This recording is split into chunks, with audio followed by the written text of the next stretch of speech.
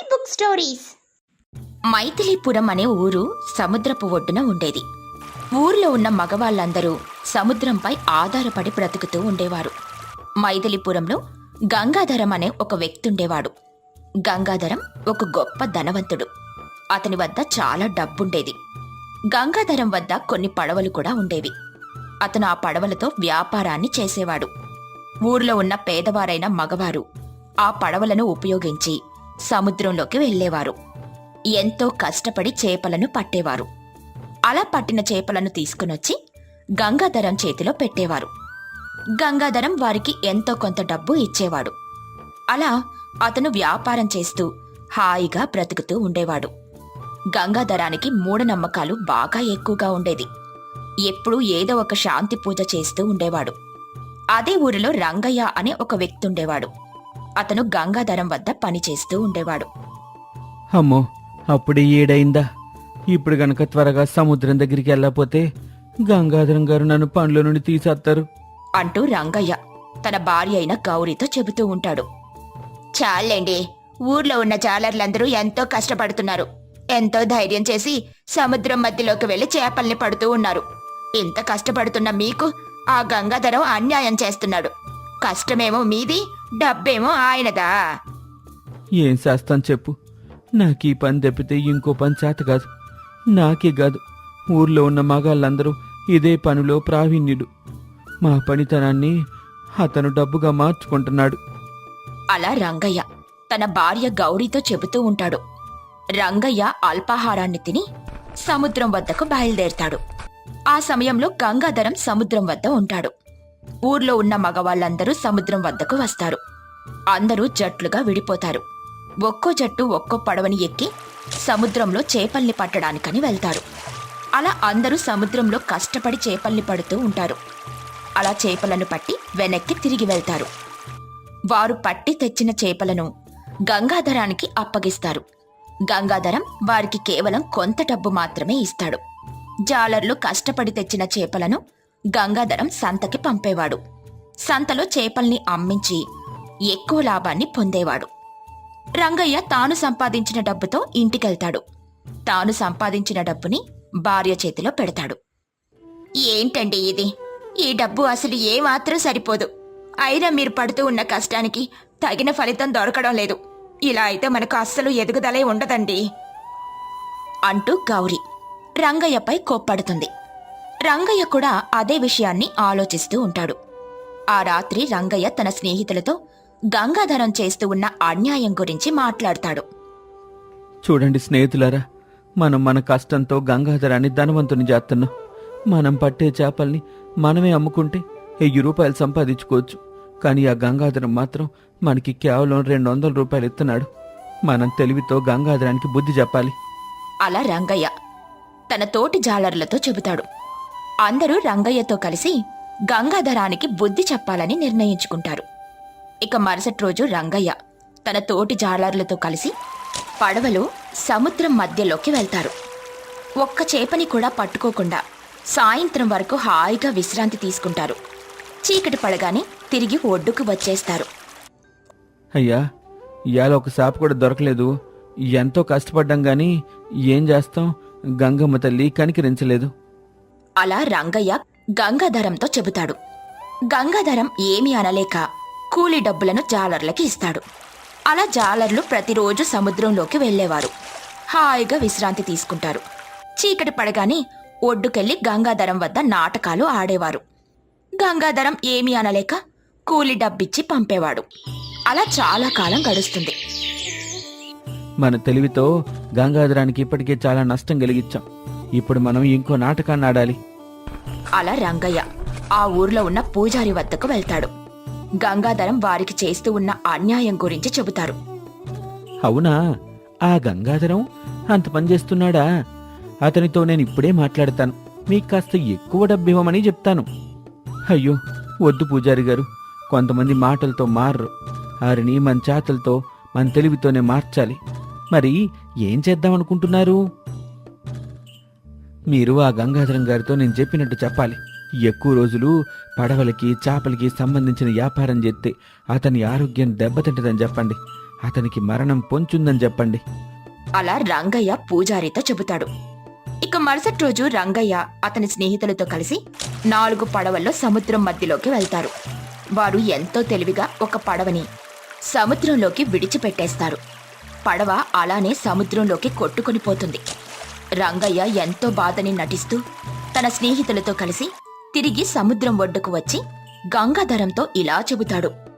అనర్థం జరిగిపోయింది అయ్యగారు. సముద్రంలో మేం చేపలు పడుతున్నాం. ఆ సమయంలో ఓ పెద్ద సొరసోపు వచ్చింది, మమ్మల్ని తినబోయింది. దేవుడి దయ వల్ల మా ప్రాణాలు కాపాడుకోగలిగాం, కానీ పడవని కాపాడలేకపోయాం. ఇక మేము ఎప్పటికీ చేపలు పట్టలేం. దయచేసి మమ్మల్ని వదిలేయండి అని రంగయ్య గంగాధరంతో చెబుతాడు. గంగాధరానికి ఏం చెయ్యాలో అర్థం కాదు. వెంటనే గంగాధరం పూజారి వద్దకు పరుగులు తీస్తాడు. జరిగిందంతా చెబుతాడు. ఎంతో బాధపడుతూ ఉంటాడు. పూజారి గంగాధరంతో ఇలా అంటాడు. గంగాధరం గారు, నేను మీ జాతకాన్ని పరిశీలించాను. ప్రస్తుతం మిమ్మల్ని శనిదేవుడు బట్టి పీడిస్తున్నాడు. అలాగే మీకు బలం ద్వారా నష్టం కలిగే సూచనలు కూడా కనిపిస్తున్నాయి. నువ్వు ఏ వ్యాపారాన్నైతే చేస్తున్నావో ఆ వ్యాపారాన్ని వెంటనే విడిచిపెట్టు. ఇకపై చేపల వ్యాపారం జోలికి వెళ్ళొద్దు. నీ వద్దున్న పడవల్ని ఆ జాలర్లకిచ్చేయి. పడవల్లో దరిద్రదేవత ఉంది. నువ్వు గనక ఆ పడవల్ని ఆ జాలర్లకు అమ్మేశావంటే నీకు పట్టిన దరిద్రము వదిలిపోతుంది. అలా పూజారి గంగాధరంతో చెబుతాడు. మూఢనమ్మకాలు ఎక్కువగా నమ్మే గంగాధరం అందుకు ఒప్పుకుంటాడు. మరుసటి రోజు సముద్రం వద్దకు వెళ్తాడు. జాలర్లు అందరితో సమావేశాన్ని ఏర్పాటు చేస్తాడు. చూడండి, నేను ప్రస్తుతం చేస్తున్న వ్యాపారాన్ని ఆపేయాలి అనుకుంటున్నాను. నాకు వేరే ఏదైనా వ్యాపారం చేసుకోవాలనే ఆసక్తి ఉంది. అందుకే నా దగ్గరున్న పడవల్ని మీకు సగం ధరకే ఇచ్చేస్తాను. మీరు ఆ పడవలతో ఏమైనా చేసుకోండి. మీకు కనుక ధైర్యం ఉంటే సముద్రంలోకి వెళ్ళి చేపల్ని కూడా పట్టుకోండి. వాటితో వ్యాపారం చేసుకోండి. ఇకపై నాకు అలాగే మీకు ఎలాంటి సంబంధం లేదు. అలా గంగాధరం అక్కడున్న జాలర్లతో చెబుతాడు. అందుకు మొదట జాలర్లు అస్సలు ఒప్పుకోరు. అమ్మో, సముద్రంలో సొరచేప ఉంది. మేం గనక సముద్రం లోపలికి వెళ్తే మమ్మల్ని తప్పకుండా తినేస్తుంది. మేం కూడా ఇకపై చేపలు పట్టాలనుకోవటం లేదయ్యా. అలా రంగయ్య గంగాధరంతో చెబుతాడు. అందరూ రంగయ్య చెప్పినట్టే విని అక్కడి నుండి వెళ్లిపోతారు. గంగాధరం ఎలా అయినా తన పడవలను జాలర్లకు సగం ధరకి అమ్మాలని అనుకుంటాడు. ఎన్నో ప్రయత్నాలు చేస్తాడు. కాని జాలర్లు మాత్రం అందుకు అస్సలు ఒప్పుకోరు. స్నేహితులారా, గంగాధరం మన దగ్గర ఎంతో కష్టాన్ని దొంగిలించాడు. నిజానికి అతని వద్దున్న పడవల్ని ఉచితంగా మనకివ్వాలి. కానీ సగం ధరకు అమ్ముతానంటున్నాడు. ఎట్టి పరిస్థితుల్లోనూ మనం ఆ గంగాధరానికి డబ్బులు ఇవ్వకూడదు. అలా రంగయ్య చెప్పడంతో స్నేహితులందరూ కూడా ఒప్పుకుంటారు. రంగయ్య తిరిగి పూజారి వద్దకు వెళ్తాడు. తన మనసులో ఉన్న పథకాన్ని పూజారితో చెబుతాడు. అందుకు పూజారి కూడా ఒప్పుకుంటాడు. మరుసటి రోజు గంగాధరం పూజారి వద్దకు వెళ్లి జరిగిందంతా చెబుతాడు. ముందు రోజే రంగయ్య పూజారితో మాట్లాడి ఉంటాడు కనుక పూజారి రంగయ్య చెప్పిన పథకాన్ని అమలు చేస్తాడు. ఇదిగో చూడు గంగాధరం, నా దగ్గర ఒక ఉపాయం ఉంది. ప్రతి జాలరింటికెళ్ళి ఒక మూటలో కొంత డబ్బుని వాళ్ళ ఇంటి ముందు విడిచిపెట్టేయి. అప్పుడు ఆ జాలర్ల డబ్బుతో నీ దగ్గర పడవలు కొంటారు. నీ దరిద్రం కూడా పోతుంది. ఆ రాత్రి గంగాధరం ప్రతి జాలరి ఇంటి ముందుకు వెళ్తాడు. డబ్బులను సంచిలో పెట్టి ఇంటి ముందు విడిచిపెట్టి వెళ్ళిపోతాడు. మరుసటి రోజు జాలర్లందరూ తమ ఇంటి ముందున్న డబ్బుని చూసి సంతోషపడతారు. పథకం ప్రకారమే అంతా జరుగుతున్నందుకు ఆనందపడతారు. రంగయ్య పథకం ప్రకారం అతని స్నేహితులను తీసుకుని గంగాధర ఇంటి వద్దకు వెళ్తాడు. గంగాధరం గారు, మేం మీతో ఓ విషయాన్ని మాట్లాడాలి. గంగమ్మ తల్లి మమ్మల్ని కనికరిచ్చిందండి. ఎవరో మహాత్ముడు మా ఇళ్ల దగ్గర డబ్బులు పెట్టిల్లాడు. ఆ డబ్బుతో మేము ఈ పడవల్ని కొనుక్కుంటాం. ఒకసారి పడవల్ని కొనుక్కున్నాక మళ్ళీ మీకు మాత్రం వెనక్కి ఇవ్వం. మా వ్యాపారం మేము చేసుకుంటాం. ఎట్టాగో ఆ దేవుడిపై భారం వేసి సముద్రంలోకి వెళ్తాం. గంగమ్మ కనికరిస్తే 4 డబ్బులు వస్తాయి, లేకపోతే ఆ సొరసాపకి బలైపోతాం. అంటే పడవలు కొనుక్కోవడానికి మీరు ఒప్పుకుంటున్నట్టేనా? అవునయ్యా, ఒప్పుకుంటున్నాం. కానీ మీరు మా జోలికి మాత్రం రాకూడదు. మా వ్యాపారంలో తలదొచ్చకూడదు. అలా రంగయ్య గంగాధరంతో చెబుతాడు. అందుకు గంగాధరం కూడా ఒప్పుకుంటాడు. జాలర్లందరూ తమ వద్దున్న డబ్బుతో పడవలను కొనుక్కుంటారు. గంగాధరం ఎంతో హాయిగా పడవలను జాలర్లకు అప్పగించి దరిద్రం వదిలిపోయిందని తెగ సంబరపడిపోతూ ఉంటాడు. చూశారా స్నేహితులారా, మనం మన తెలివితో ఆ పొగరబోతు గంగాధరానికి ఎట్టా బుద్ధి చెప్పాము. అతని డబ్బుల్ని అతనికి తిరిగిచ్చి మన పడవల్ని మనం సంపాదించుకున్నాం. ఇక మనకి ఎట్టాంటి ఇబ్బంది లేదు. హాయిగా ఈ పడవలతో సముద్రంలోకి వెళ్ళి చేపలు పట్టుకోవచ్చు. కష్టపడి పట్టిన చేపల్ని స్వయంగా మనమే సంతలో కూడా అమ్ముకోవచ్చు. అలా ఆ రోజుటి నుండి జాలర్లందరూ సొంతంగా పని చేసుకునేవారు, హాయిగా ఉండేవారు.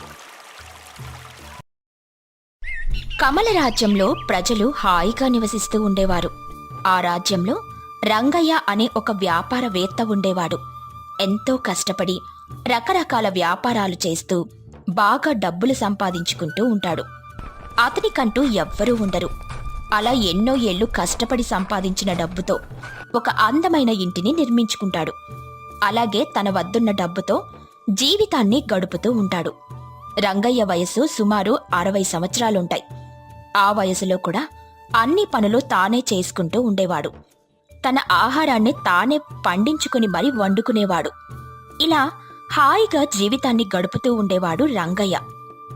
వయసులో ఉన్నప్పుడు కేవలం డబ్బుపై మాత్రమే దృష్టి పెట్టాను. అందుకే ఇప్పుడు నాకంటూ కుటుంబం లేకుండా పోయింది. నా దగ్గర డబ్బుంది గాని మనుషులు లేరు. అందుకే నా పని నేను చేసుకోక తప్పదు అంటూ రంగయ్య తన ఇంటి ముందున్న పెరట్లో పండిన కూరగాయల్ని ఉపయోగించి వంట వండుకుంటూ ఉంటాడు. మరోవైపు అదే రాజ్యానికి దగ్గరలో ఒక అడవి ఉండేది. ఆ అడవిలో కొందరు దొంగలు నివసిస్తూ ఉండేవారు. అమావాస్య అలాగే గ్రహణాల సమయాలలో ఊరిలోకి చొరబడి ధనాన్ని ధాన్యాన్ని దోచుకుంటూ ఉండేవారు. అలా దోచుకున్న డబ్బులను పంచుకునేవారు. ఆ దొంగల్లో ఒకడి పేరు గిరి. గిరి కాస్త మంచివాడు. ఇప్పటికే మనం చాలా దొంగతనాలు చేశాం. ఎక్కడైనా ఈ దొంగతనాలు మాని ఏదైనా పని చేసుకుందాం. అప్పుడు ఇదిగో ఇట్ట అడవిలో భయపడుతూ బతకాల్సిన పని లేదు. అలా గిరి తన తోటి దొంగలతో అంటాడు. గిరి మాటలు విన్న ఆ ముఠా అధ్యక్షుడైన సూరి ఇలా అంటాడు. ఒరేయ్, నీకేమైనా పిచ్చి పట్టిందా? పని చేస్తే కేవలం కొంత డబ్బు మాత్రమే చేతికొస్తుంది. నెలకి ఒక్కసారి మాత్రమే డబ్బులు లభిస్తాయి. అది కాస్త కష్టపడి నెలకొక్కసారి దొంగతనం చేస్తే చాలు 2 నుంచి 3 నెలల వరకు హాయిగా బతకొచ్చు. అలా సూరి గిరితో అంటాడు. ఇక ఆ రోజు అమావాస్య కావడంతో సూరి తన దొంగతనాల ముఠాతో కలిసి రాజ్యంలోకి చొరబడతాడు. కొన్ని దుకాణాలలోకి వెళ్లి ధాన్యాన్ని దొంగలిస్తారు. అలాగే ధనవంతుల ఇండ్ల లోపలికి వెళ్లి నగలను అలాగే డబ్బులను దొంగలిస్తారు. అలా దొంగలించి ఊరి నుండి పారిపోతూ ఉంటారు. అలా పారిపోతూ ఉండగా గిరి అదుపు తప్పి ఒక బండరాయిపై పడిపోతాడు. అతని తలకి చాలా పెద్ద గాయమవుతుంది. గిరి తల నుండి రక్తం కారుతూ ఉంటుంది. అలాగే మోకాళ్లకు కూడా దెబ్బలు తగిలి ఉంటాయి. ఒరే, నన్ను కాపాడండ్రా, నేను లేవలేకపోతున్నాను. నన్ను కాస్త మోసుకెళ్ళండి. నిన్ను మోసుకెళ్ళినట్టే ఉంది. మనం తప్పించుకోవాలంటే వీని ఇక్కడే విడిచిపెట్టాలి. వీని గనుక మోసుకుని వెళ్ళామంటే తప్పకుండా మనం దొరికిపోతాం. అలా సూరి గిరి వద్దున్న ధనం అలాగే ధాన్యాన్ని లాక్కుని అక్కడి నుండి పారిపోతాడు. మిగిలిన దొంగలు కూడా గిరిని అక్కడే విడిచిపెట్టి పారిపోతారు. గిరి అస్సలు లేవలేని స్థితిలో ఉంటాడు. రక్తం పూర్తిగా కారుతూ ఉంటుంది. అలా కొంత సమయం గడుస్తుంది. గిరి సహాయం కోసం గట్టిగా కేకలు వేస్తూ ఉంటాడు. ఆ కేకలు ఇంట్లో విశ్రాంతి తీసుకుంటున్న ముసలివాడైన రంగయ్యకి వినిపిస్తుంది. రంగయ్య ఆ అరుపులను వెంబడిస్తూ బయటికొస్తాడు. రంగయ్యకి రక్తపు మడుగులో పడి ఉన్న గిరి కనిపిస్తాడు. అప్పటికే గిరి స్పృహ తప్పి ఉంటాడు. ముసలివాడైన రంగయ్య గిరిని మోసుకుంటూ ఇంటి లోపలికి తీసుకుని వెళ్ళాడు. ఇతని వేషధారణ చూస్తుంటే దొంగలా ఉన్నాడు. ఇప్పుడేం చేయాలో అర్థం కావటం లేదు. నగరంలో ఉన్న భటులకి వీణ్ణి అప్పగించాలా? లేదు, అలా చేయకూడదు. భటులు వీడికి వైద్యం చేయరు. అలా చేస్తే ఈడి ప్రాణం పోయే అవకాశం ఉంది. ముందు ఇతనికి వైద్యం అవసరం అంటూ రంగయ్య గిరికి వైద్యం చేయడం మొదలు పెడతాడు. ఆ రాత్రంతా ఏవో ఆకులను సేకరించి పసురు తీసి గిరికి వైద్యం చేస్తూ ఉంటాడు. అలా 2 రోజులు గడుస్తుంది. 2 రోజులు గడిచిన తర్వాత గిరికి స్పృహ వస్తుంది. స్పృహ వచ్చిన గిరి రంగయ్యని చూసి ఆశ్చర్యపోతాడు. అప్పుడు రంగయ్య జరిగిందంతా చెబుతాడు. నాకు వైద్యం చేసి బ్రతికించినందుకు మీకు చాలా ధన్యవాదాలు. మీ మేలుని నేనెప్పటికీ మర్చిపోలేను. నిజానికి నాతో పాటు వచ్చిన వాళ్ళు నన్ను పట్టించుకోకుండా వెళ్ళిపోయారు. కాని నేనెవరో తెలియని మీరు మాత్రం నన్ను కాపాడి ప్రాణం పోశారు. మీరు నాకు దేవునితో సమానం. అలా గిరి రంగయ్యతో అంటాడు. గిరికి స్పృహ అయితే వస్తుంది కాని అసలు కదలలేని స్థితిలో ఉంటాడు. రంగయ్య గిరికి 3 పూటల భోజనం పెడుతూ జాగ్రత్తగా చూసుకుంటూ ఉంటాడు. అలా మరికొన్ని రోజులు గడిచిపోతాయి. గిరికి పూర్తిగా నయమైపోతుంది. మీ మేలుని నేనెప్పటికీ మర్చిపోలేను. ఇకపై మీరే నాకు దైవ సమానులు. నేను ఇక ఇక్కడ ఉండటం మంచిది కాదు. వెళ్ళొస్తాను అని చెప్పి గిరి అక్కడి నుండి వెళ్ళిపోతాడు. గిరి అడవిలో ఉన్న తన స్నేహితుల వద్దకు వెళ్తాడు.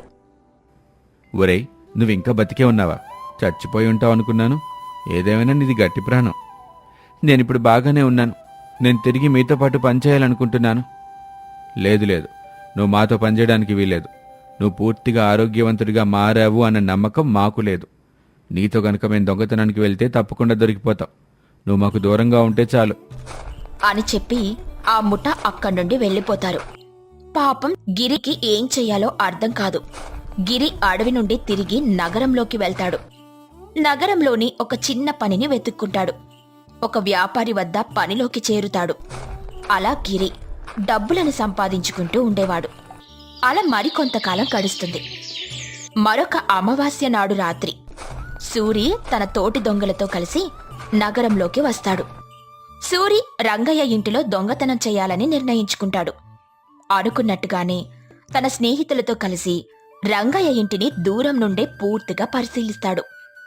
రంగయ్య ఇంట్లో కేవలం అతను మాత్రమే ఉండడాన్ని గమనించిన సూరికి ఒక ఆలోచన వస్తుంది. చూడండి స్నేహితులారా, ఈ ఇంట్లో కేవలం ఒక ముసలోడు తప్ప మరెవరూ లేరు. మనం ఈ ముసలివాడికి మాయమాటలు చెప్పి అతని ఇంట్లో ఆశ్రయాన్ని పొందుదాం. ఆ తరువాత అతన్ని బెదిరించి ఇంటిని ఆధీనంలో పెట్టుకుందా. అలా సూరి తన స్నేహితులతో కలిసి రంగయ్య ఇంటి వద్దకు వెళ్తాడు. ఎవరు బాబూ? ఎవరు కావాలి మీకు?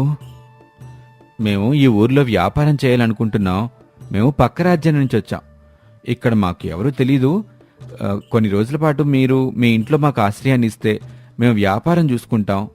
అలా వ్యాపారం చేయగా వచ్చిన డబ్బుతో ఏదైనా ఒక మంచి ఇంటిని కొనుక్కొని అక్కడికి వెళ్ళిపోతాం.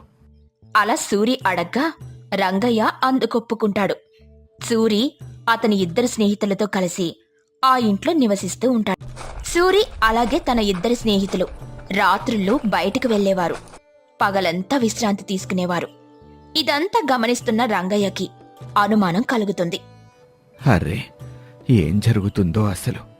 ఈ పిల్లలు వ్యాపారం అన్నారు, బాగానే ఉంది. కానీ వీళ్ళు ప్రతిరోజు రాత్రి బయటికెళ్తున్నారు. వ్యాపారం అన్నాళ్ళ చేతిలో సరుకుండాలిగా. సరుకు కూడా లేదు. వీళ్ళు తప్పకుండా దొంగలై ఉంటారు. అలా రంగయ్య తనలో తానే మాట్లాడుకుంటూ ఉంటాడు. ఇదంతా సూరి వింటాడు. సూరి తిరిగి రంగయ్యతో ఇలా అంటాడు. చూడు రంగయ్య, నువ్వు ముసలివాడివని తక్కువ అంచనా వేశాం. కానీ మేం దొంగలమన్న విషయాన్ని నువ్వు బాగానే కనిపెట్టావు.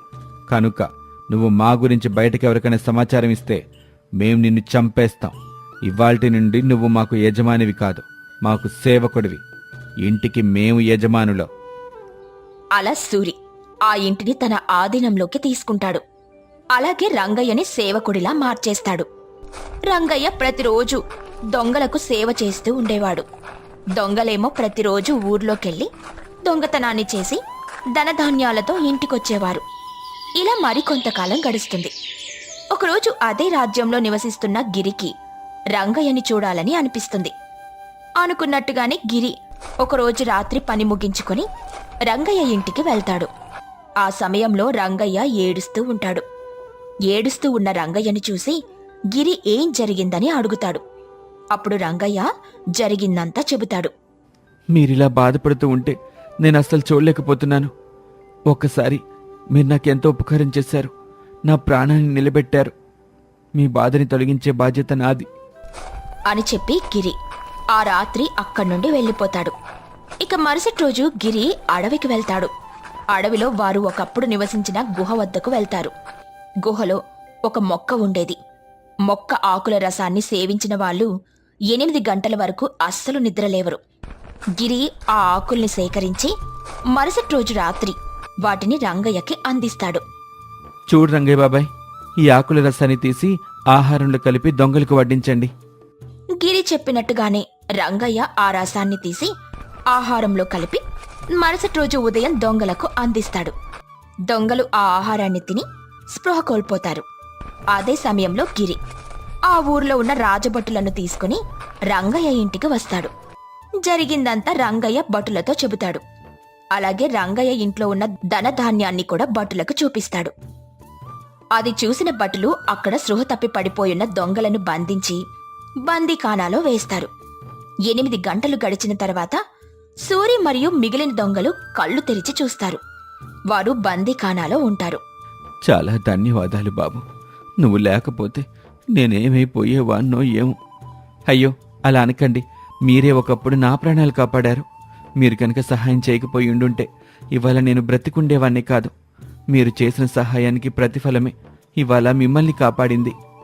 అలా రంగయ్య తాను చేసిన సహాయానికి తగిన ప్రతిఫలాన్ని పొందుతాడు.